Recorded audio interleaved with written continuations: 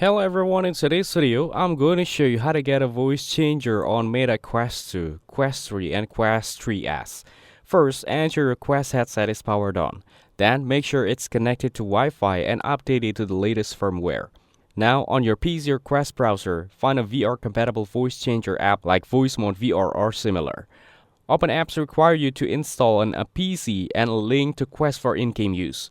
Then, use the Oculus Link cable or AirLink to connect Quest to your PC.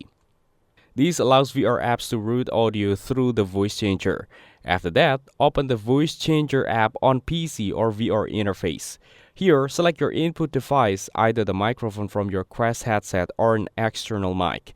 Then, choose the voice effect you want, such as a robot, deep, or high-pitched. Next, open your VR gamer app like VR Chat or Horizon Worlds.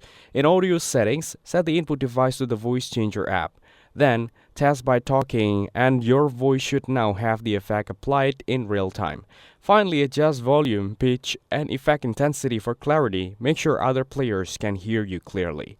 That's it. Thanks for watching. Don't forget to like and subscribe for more videos.